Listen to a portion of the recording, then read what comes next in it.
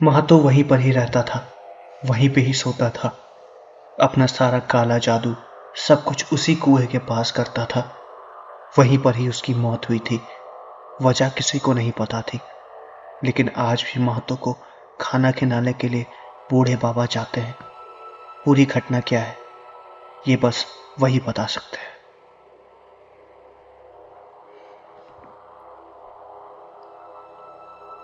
Hello दोस्तों, welcome to horror vibes. आज मैं आपको पलटा, जो कि एक बहुत ही छोटा सा गांव है, उसकी एक छोटी सी घटना बताने वाला हूँ। ये चंबल की तरफ ही एक गांव है, वहां पर पड़ता है।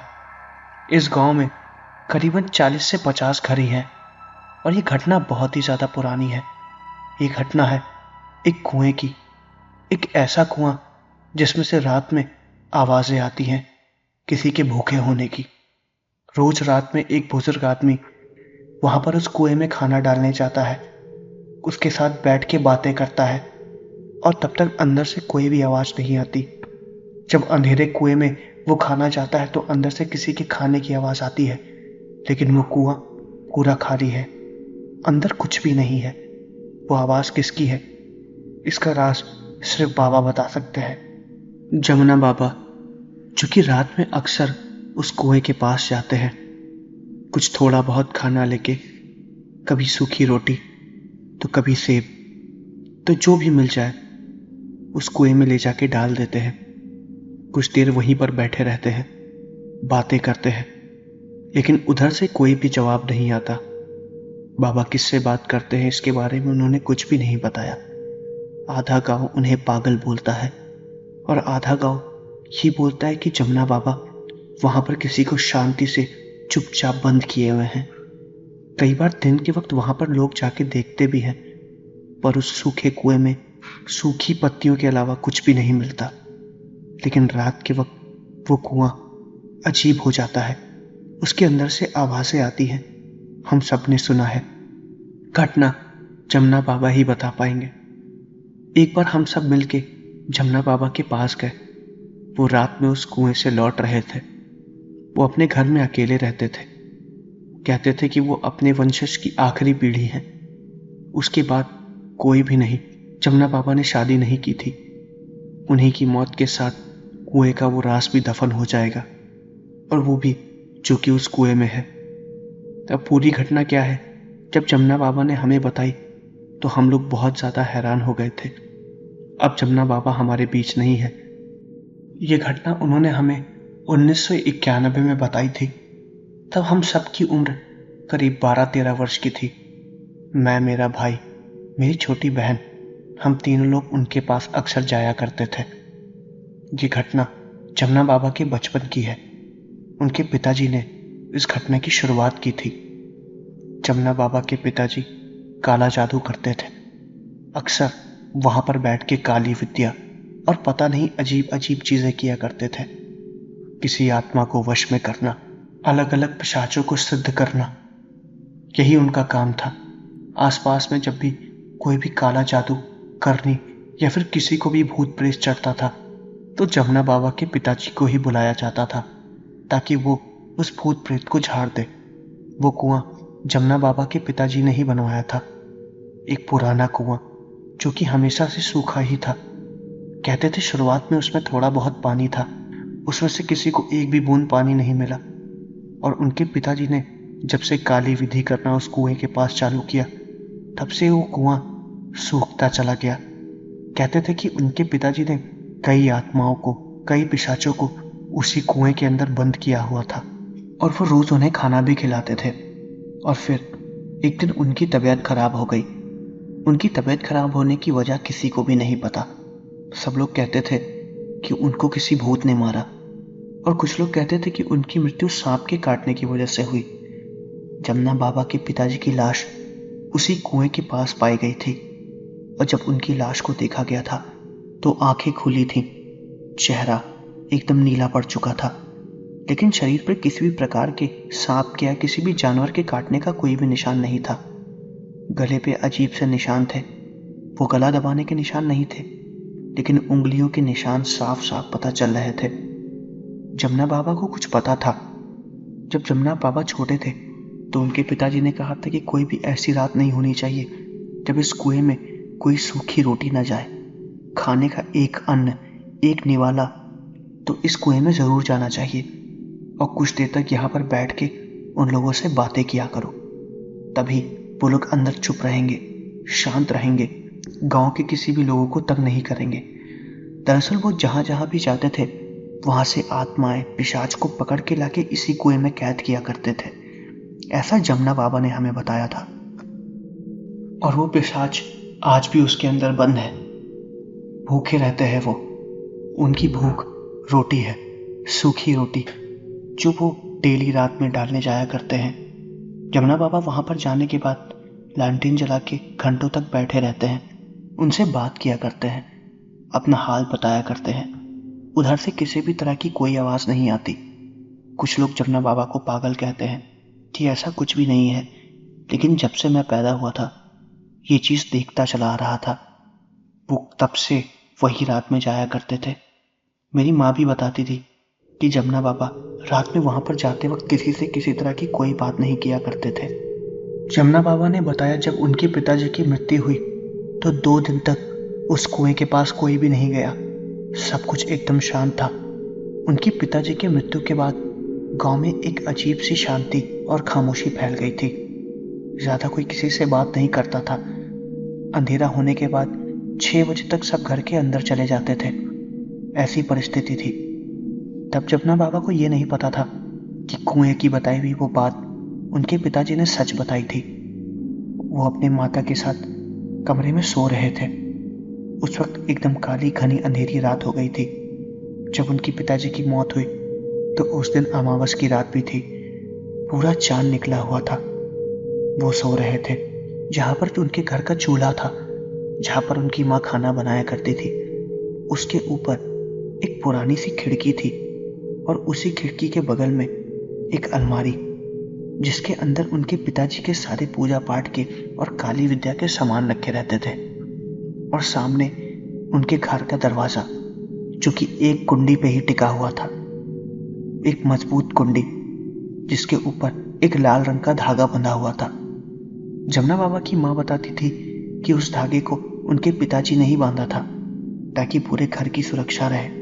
किससे ये नहीं पता था, लेकिन जमुना बाबा वो चीज समझ गए थे कि वो सुरक्षा किसी और से नहीं, उन्हीं काली आत्माओं से है जो कि उस कुएं में बंद है।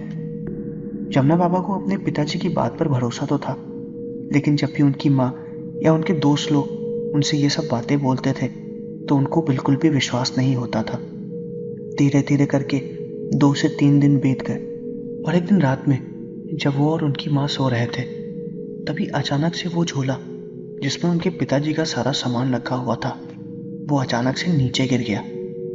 जब वो नीचे गिरा तो उसमें एक छोटी सी हांडी थी जिसके अंदर चावल भरे हुए थे और भी कई अजीब तरह की चीजें पड़ी हुई थी। वो सारी चीजें जैसी वो सारी चीजें नीचे गिरी, जमुना बाबा और उनकी माँ की नींद टूट गई। दोनों लोगों ने तुरंत उस सामान को बीनना चालू कर दिया। उनकी माँ बहुत ज्यादा परेशान हो गई। जमुना बाबा ने उनकी माँ को देखा और पूछा कि माँ, तुम इतना क्यों परेशान हो रही हो? वो कुछ नहीं बोली, बस हड़बड़ी में वो चावल को दोबारा बीनने लगी। जमुना बाबा की माँ ने बताया कि उस चावल में उनके हर पिशाच का एक मंत्र बंधा हुआ था। चावल के हर दाने में एक पिशाच का मंत्र। वो समझ नहीं पाए थे कि इसका क्या मतलब है। उन्होंने दोबारा पूछा, माँ मैं कुछ समझा नहीं।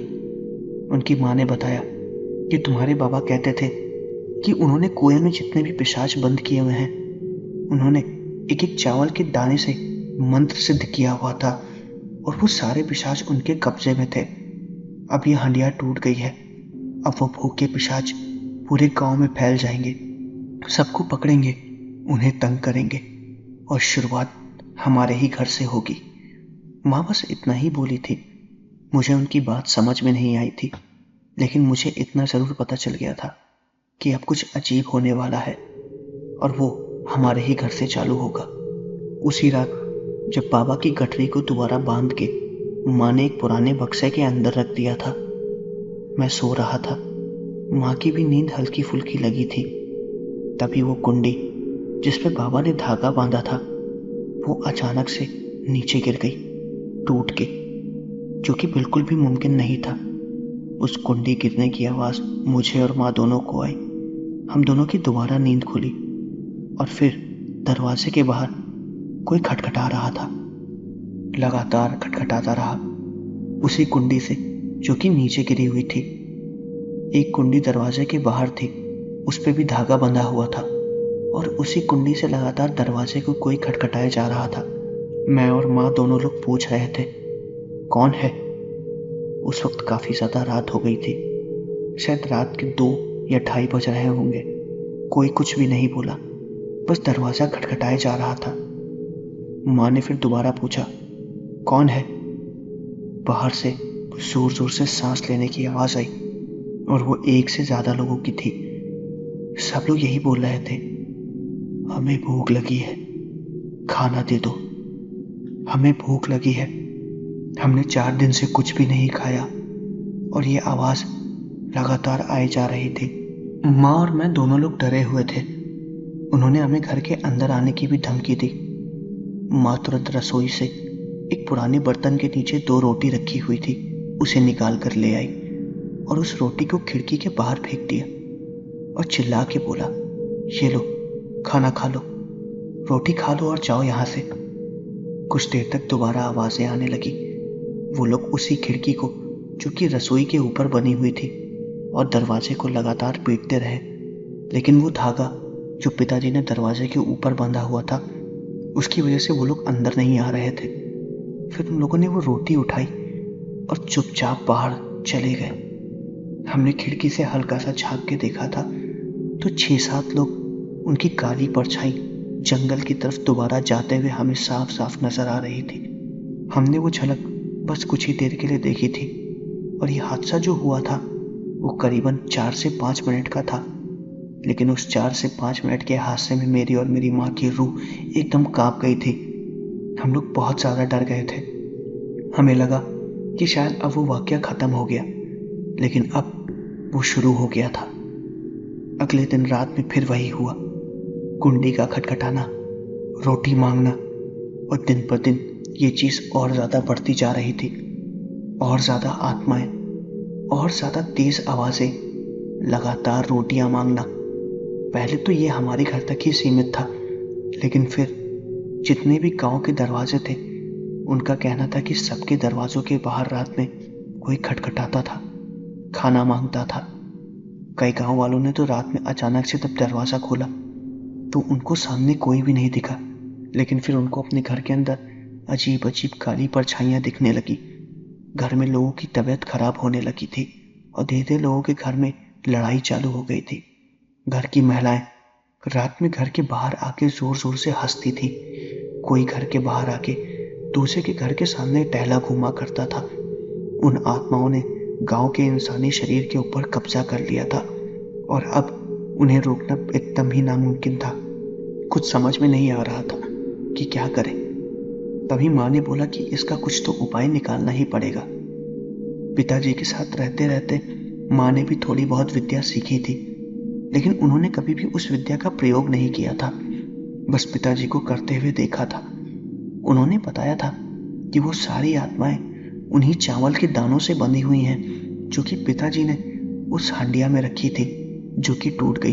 वो चावल के सारे दाने माँ ने उसी पोटली में बांध के लोहे के उस बक्से में डाल दिए थे। माँ ने कहा कि उन सारे चावल के दानों को दोबारा एक मिट्टी की हंडिया में डालना पड़ेगा, लाल कपड़े से बंद करके उसको उसी कुएं में डालना पड़ेगा, जिससे वो सारी आत्माएं दोबारा उसी कुएं में चली जाएंगी और रोज उन्हें खाना देने जाना पड़ेगा। लेकिन ये विधि बहुत ही ज्यादा भयानक थी, क्योंकि इस विधि को करने में जान भी जा सकती थी। एक तरह से उन सारी आत्माओं को दोबारा बंद करना था, जो कि आम तौर पे बहुत ही मुश्किल था। इसके लिए बहुत ही ताकतवर सिद्धि लगती थी, जो कि सिर्फ बाबा के पास ही थी, और माँ ये करने में असमर्थ थी। माँ ने बताया था कि उसे करना कैसे है, लेकिन उन्होंने मुझे ये नहीं करने दिया। माँ स्वयं वो करना चाह रही थी। मैंने उनसे बहुत कहा कि मुझे इस विधि को करने दो, मैं भी सीखना चाहता हूँ, लेकिन उन्होंने मुझे डांटा। उन्होंने फिर चावल के सारे दाने को एक एक करके एक मिट्टी की हंडिया में भरना चालू कर दिया। वो चावल के दाने अपने आप गर्म हो रहे थे, काले हो रहे थे। मेरी आंखों के सामने वो सफेद चावल काले हो रहे थे। और जब माँ उन चावलों को हंडिया में डाल रही थी तो उसका शरीर एकदम जल रहा था। जैसे लग रहा था कि हजारों आत्माएं उसको ये काम करने में रोक रही हो। उसकी सांस फूल रही थी। मैं अपनी आंखों के सामने वो सारी चीजें देख रहा था। और वो काला धागा जो कि हमारे घर के दरवाजे पे बंधा हुआ था वो भी गर्म हो रहा था। उसमें से हल्का फुल्का धुआं निकल रहा था। माँ ने किसी तरह उन चावल के दानों को हंडिया में बांध दिया और कपड़े से बांध के उसे उस कुएं में डालने जाने वाली थी। लेकिन दिन के वक्त वो ये विधि नहीं कर सकती थी। उसे इस विधि को रात में ही करना था, क्योंकि रात में ही वो सारी आत्माएं दोबारा सक्रिय हो जाती थी। माँ ने रात का इंतजार किया और फिर रात में जब अंधेरा हो गया, सूरज ढल गया, पूरे गांव में एकदम शांति फैल गई, तब माँ कमरे से बाहर निकली। वो मुझे मना कर रही थी, लेकिन मैं उसके साथ जाना चाह रहा था। रात में वो काला घना अंधेरा। माँ ने अपने हाथ में लैंटेन लिया, एक बीड़ी जलाई और वही बीड़ी फूंकते हुए और उस हंडिया के ऊपर धुआं छोड़ते हुए उसी काले अंधेरे कुएं की तरफ जा रही थी, जो कि गांव के पीछे वाले जंगल ने बाबा ने बनवाया था, जहां पर बाबा की लाश पाई गई थी। माँ जब वहां पर जा रही थी तो उसके बाल कोई नोच रहा था। उसके हाथ पैर पे अजीब से निशान बन रहे थे, नाखून के, और ये मैंने अपनी आंखों के सामने देखा था। माँ का गला बहुत ज्यादा तेज कोई दबा रहा था। उसकी जबान बाहर आ रही थी और वो एक एक कदम अपने आगे बढ़ाई जा रही थी। उसका वो दर्द, वो आवाज मैं आज भी अपने कानों में महसूस कर सकता हूँ। मैं रो रहा था। मेरी आंख से आंसू नहीं रुक रहे थे, लेकिन माँ ने मुझे कसम दी थी कि मैं उसको छूऊं ना, वरना कुछ ना कुछ दिक्कत हो जाएगी। माँ फिर धीरे धीरे उसी जंगल की तरफ गई। मैं माँ के पीछे ही था, लेकिन काफी ज्यादा दूरी में। मैं उसे देख रहा था। लैंटेन की उस रोशनी का पीछा करते हुए मैं भी उस जंगल की तरफ जा रहा था। पता नहीं क्यों उस वक्त मुझे डरना चाहिए था, लेकिन मुझे डर नहीं लग रहा था, क्योंकि मुझे बस मेरी माँ की फिक्र हो रही थी। माँ जब उस कुएं के पास पहुंची तो उसके बाल पूरी तरीके से बिखरे हुए थे। उसके सर से बालों को उखाड़ दिया गया था। हाथ पैर से ज्यादा खून बह चुका था। और फिर उसने उस हंडिया को उस कुएं के अंदर डाल दिया। उस बीड़ी को जो उसने अपने मुंह में रखा हुआ था उसे उस हंडिया के ऊपर फेंका और पता नहीं कुछ मंत्र बोली और फिर वहीं पर ही बैठी रही। मेरी उसके पास जाने की हिम्मत नहीं हुई। मैं दूर खड़ा उसे देख रहा था। वो वहीं पर बैठी हुई थी, कुछ बातें कर रही थी, कुछ बोले जा रही थी। मैं उससे करीबन 500 मीटर दूर था, और लेकिन उसे साफ साफ देख रहा था। चिल्ला के कुछ बोले जा रही थी। उसके बाद फिर धीरे धीरे अंधेरा खत्म होने लगा और माँ की वो बोलने की आवाज धीरे धीरे शांत होती गई। सब कुछ एकदम शांत हो गया। किसी ने कुछ भी नहीं बोला। मेरी हिम्मत नहीं हुई कि मैं माँ के पास जाऊं। मैं दोबारा भागते हुए गांव की तरफ गया। वहां पर कुछ जान पहचान वाले लोगों से बताया। वो लोग मेरे साथ आए और फिर वो लोग भी धीरे धीरे उसी कुएं के पास गए। हालांकि वो लोग कुएं के पास जाने में घबरा रहे थे, लेकिन मैंने उन्हें बताया कि माँ ने अब सारी दिक्कतों को दूर कर दिया है, अब वो कुएं के पास जा सकते हैं। लेकिन ऐसा कुछ हुआ जिसकी मुझे बिल्कुल भी उम्मीद नहीं थी। माँ का शरीर पूरा नीला पड़ चुका था, आंखें खुली हुई थी और उसके बाल सर से उखाड़ दिए गए थे। गले पे अजीब से निशान थे, हाथ पैर पे वो नाखूनों के निशान जिससे खून निकलते निकलते सूख चुका था। और मेरी माँ मर चुकी थी। उसकी लाश मेरे सामने पड़ी थी, एक नीली अधमरी लाश। मैं उसकी लाश से चिपक के खूब रोया, उससे खूब बात करने की कोशिश की। ऊपर वाले से यही विनती कर रहा था कि कोई ऐसा जादू हो जाए जिससे मेरी माँ उठ के दोबारा बैठ जाए, मुझसे बातें करे। लेकिन ऐसा कुछ भी नहीं हुआ। वो मर चुकी थी और वो हंडिया उस कुएं की गहरान में पड़ी हुई थी, उसी काले कपड़े में बंधे, और मेरी माँ के खून से उस पर निशान बने हुए थे, माँ के पंजों के निशान। और वो हंडिया वहीं पर ही है। माँ के शरीर को उठा के लोग गांव पर लाए। सारी अंतिम विधि की और उसके बाद उसके शरीर को मैंने खुद आग दी। दूर मेरे परिवार वाले भी कुछ रहते थे, वो भी उस वक्त आए। उनको किसी तरह गांव वालों ने खबर पहुंचा दी थी। लेकिन क्या हुआ, कुछ दिन तक वो लोग वहां पर रहे मेरे साथ। कुछ लोगों ने मुझे अपने साथ चलने के लिए भी बोला, लेकिन मैंने उन्हें मना कर दिया। मैंने कहा कि मैं अपने घर में अकेला रहूंगा। मेरी मौसी कुछ दिनों तक मेरे साथ रही थी और फिर वो भी चली गई और फिर मैं अपने उस घर में अकेला रहा। कुछ दिनों तक तो सब कुछ ठीक ठाक चल रहा था। काफी ज्यादा दिक्कतें हो रही थी। मैंने अपने माँ बाप को कुछ ही दिनों में अचानक से खो दिया था। अकेले खाना बनाता था, अकेले रहता था। एक बार रात में मैं सो रहा था। उस वक्त रात के करीब 1 या 2 बज रहे थे। तभी मेरे घर के दरवाजे पर किसी के खटखटाने की आवाज आई। मैं उठा, लेकिन मैंने दरवाजा नहीं खोला। डरा भी हुआ था। वो खटखटाने की आवाज किसी और की नहीं, मेरे माँ बाबा की थी। उन दोनों की आवाज मैं पहचान गया था। मैंने सोचा कि मैं दरवाजे को खोल दूं, लेकिन पता नहीं क्यों मैंने दरवाजे को नहीं खोला। वो बोल रही थी कि हमें भूख लगी है, हमें खाना दो। मैं समझ गया था कि वो मेरी माँ तो बिल्कुल भी नहीं है। मैं समझ गया था कि ये वही आत्माएं हैं जो दोबारा कुएं से बाहर आके खाना मांग रही हैं। लेकिन मुझे एक बात बिल्कुल भी समझ में नहीं आई कि जब मेरी माँ ने उस विधि को कर लिया था तो ये सारे दोबारा वापस कैसे आ गए। मुझे कुछ भी समझ में नहीं आया। उस वक्त मैंने दोबारा जो रूखी सूखी रोटी बनाई थी उसे खिड़की के बाहर फेंक दिया और वो लोग उसे खाने के लिए चले भी गए। वो आवाज़ें बंद हो गईं और फिर मैंने ये सोचा कि जिस चीज़ के लिए मेरे माँ और मेरे बाबूजी ने अपनी जान दी है, मैं उस विधि को अपने मरते दम तक निभाता रहूँगा। जब तक मैं जिंदा हूँ मैं उस कुएं की रखवाली करूँगा। डेली जाके उसमें रोटी डालूंगा, वहाँ की आत्माओं से बात करूँगा और इस गांव को जितने दिनों तक उन आत्माओं से बचा सकता हूँ बचाऊंगा। उस वक्त मैं यही सब सोच रहा था और फिर मैंने प्रण लिया। उस दिन के बाद से आज तक मैं उस कुएं में रोज जाके एक सूखी रोटी डालता हूँ, वहां पर बैठा रहता हूँ, बातें करता हूँ। अंदर से कई बार मुझे अजीब सी आवाजें सुनाई देती हैं, लेकिन वो बस भूखे हैं, एक रोटी की भूख। कई पिशाच, कई आत्माएं। अंदर कितनी आत्माएं पिशाच हैं मुझे कुछ भी नहीं पता, लेकिन मैं उन्हें बंद रखूंगा जब तक मेरी आखिरी सांस है।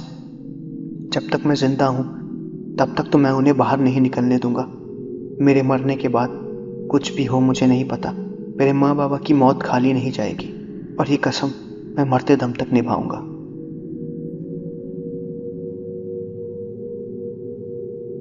जब जमुना बाबा ने हमें ये बात बताई तो हम लोग उनकी बातों में खो गए थे। उनकी बताई गई एक एक बात हमें एकदम सच लग रही थी। वो झूठ नहीं बोल रहे थे। हम अपने घर गए और हमने अपनी माँ को भी ये सारी बातें बताई। हमारी माँ इस बात को सुनने के बाद कुछ देर तक शांत हो गई।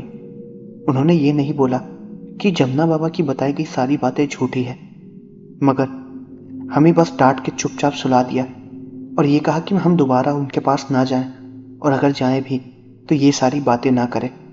फिर करीबन 2-3 साल बाद जब हमारी उम्र थोड़ी और बढ़ गई थी और जमुना बाबा की तबीयत अब थोड़ी खराब होने लगी थी, उनकी मौत हो गई। उनकी मौत उनके घर पे ही हुई थी। आम मौत, किसी भी अजीब तरह की मौत की कोई भी निशान नहीं थे वहां पर। और वो अब रोटी डालने नहीं जा सकते थे। वहां पे अब कोई नहीं गया। हम तीनों भाई बहन अक्सर ये बात करते थे कि कुएं के पास जमुना बाबा अक्सर रात में जाया करते थे और अब वहां पर कोई भी नहीं जाता। वो पिशाच, वो आत्माएं दोबारा कुएं से बाहर निकल कर आएंगी। लेकिन ऐसा कुछ भी नहीं हुआ। सब कुछ एकदम नॉर्मल था, जैसे कि पहले हुआ करता था। कोई भूत, कोई प्रेत, पिशाच कुछ भी नहीं। तो हमें ये लगने लगा कि शायद जमुना बाबा ने जितनी भी बातें बताई थी वो सारी बातें झूठी थी, उनमें कोई भी सच्चाई नहीं थी। लेकिन तभी हमें एक खबर पता चली। उस कुएं के पास जमुना बाबा को फिर से देखा गया। उनकी भटकती हुई आत्मा, ये हमने नहीं देखा था, वहां पर रात में गुजरते हुए कुछ लोगों ने देखा था, जो उस कुएं के पास से अक्सर रात में कभी कभार बाजार से आते हुए गुजरा करते थे। वहां पर अक्सर कोई आदमी बैठा रहता है, बातें किया करता है।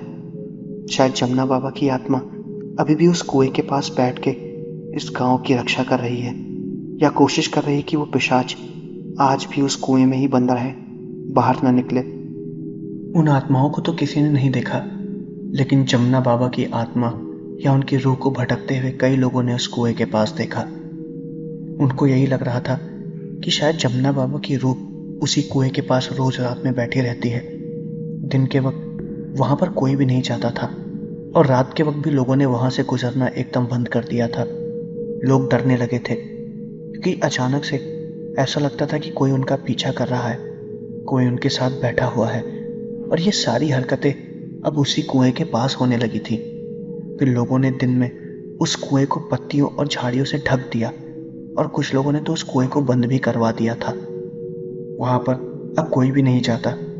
हम पहले वहां पर ही रहते थे, फिर हमारा घर बदल गया, हम शहर में आ गए। वो कुआं अभी भी वहां पर है या नहीं ये हमें नहीं पता, लेकिन जमुना बाबा की आत्मा हमें पता है आज भी उसी कुएं के पास होगी। उन पिशाचों को और उन रूहों को वहां पर उन्होंने कैद करके रखा होगा। और ये किस्सा और ये वाकया बहुत ही ज्यादा अजीब था, जो कि हमारे पूरे गांव में सबको पता था।